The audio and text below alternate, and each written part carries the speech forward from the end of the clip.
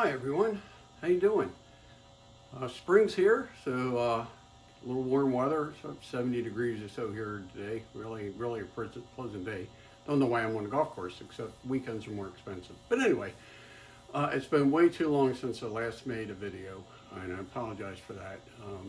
Been busy with a lot of stuff, personal stuff, and things around the house and things. So taking care of that.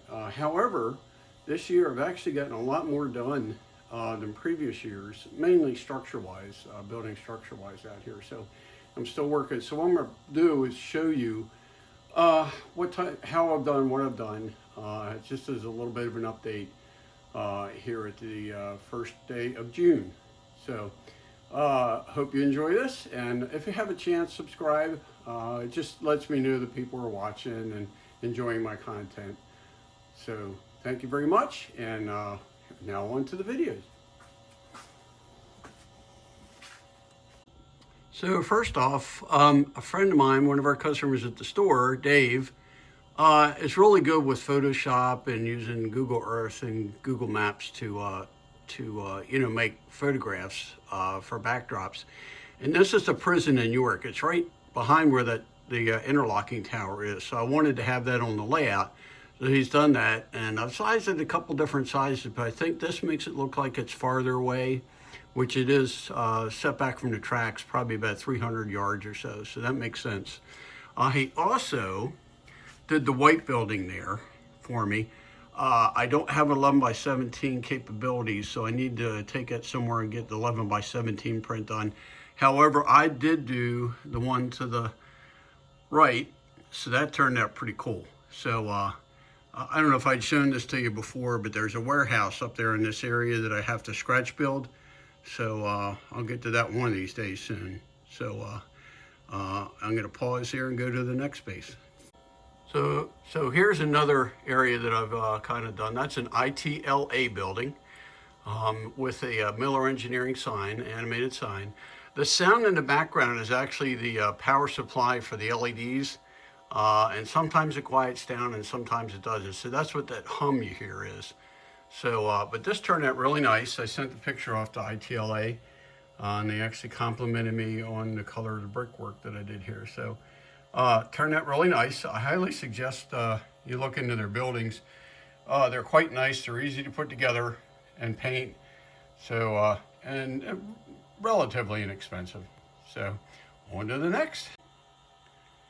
So here, I wanted to put a building in that was a little bit bigger than I had space for, so I decided to extend the layout out about 7, 8 inches, 10 inches, something like that. So just to accommodate this building. Now the story behind this is, when I first started working for M.B. Klein's years and years ago, probably in '89, there was a fellow, Bill Moore, who hired me there, who was a general manager at the time.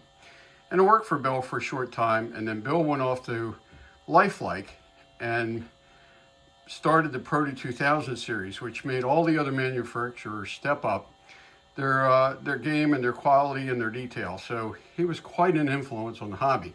So I had to have this building here. Initially it was called B. Moore and Company, but Walther's, when they re-released it, is just Moore and Company, and there's a couple other names that come with the kit. And anyway, it's called Vintage Warehouse now. Really nice kit, goes together well. Not quite done. I'm waiting for some roof details to come in. And also I got some more lights to install, which I don't have one right here. So, and the roof needs to be completed. So, and then here I'm gonna add a Foscale building. I haven't bought any of Foscale's building up to this point, up to this juncture, but I think that's gonna look really neat sitting there. So, on to the next project. So here I have I installed an abandoned garage. This is a Bar Mills Smileys, and I think it's turning. I put a different. I found different gas pumps for it to make it a little more modern, but it still, looks like it's an old '70s, and maybe it was abandoned. And the signs definitely looked that age. So it's really coming along. Not quite done. I need to weather up that car a little bit, and then also add some weeds and stuff growing up around it. So And in the background, if you see, I bought that truck from East Coast Circuits up at Amherst a couple years ago.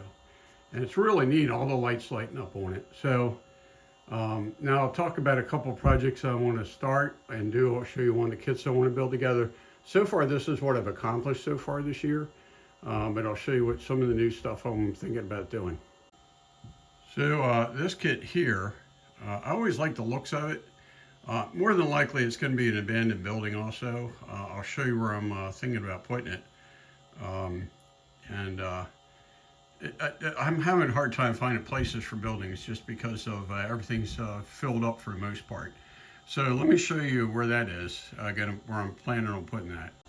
So that's going to go here in Gettysburg, right here in the corner where that white piece of paper is. So, you know, the trees will obviously come out.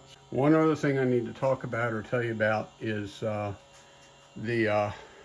another project I'm thinking about doing in the kit I want to put in there. So, and I need to widen this road out a little bit. It's not nearly wide enough. So just another project in mind. So here's another project that I accomplished over the winter. It's a moonshiner scene.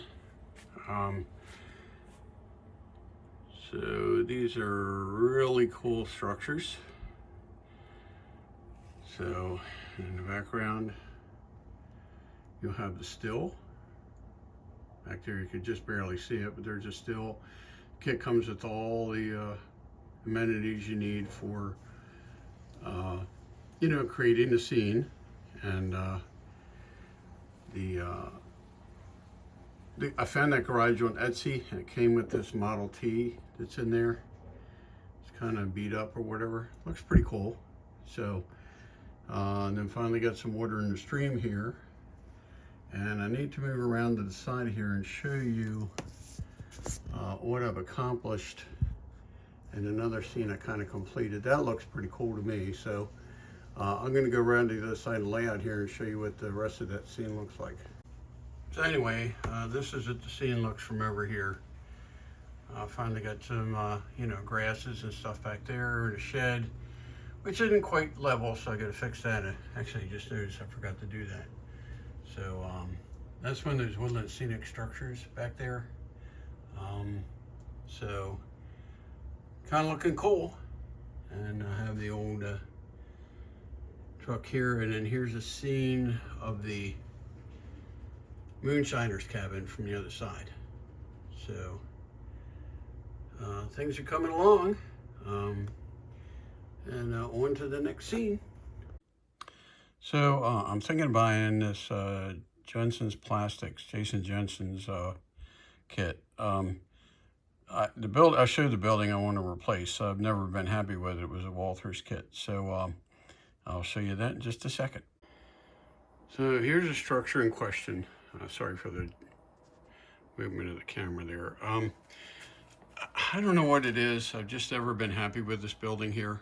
This is Eisen's Plastics. So the guys always made fun of me because I always made kits out of wood, and then I started making kits out of plastic. So they're trying to make fun of me by naming it this. So, but anyway, the other one will take up a smaller footprint. The one I showed you takes up a smaller footprint, which gives me more of a parking area here, and it makes more sense. So that's the idea from that.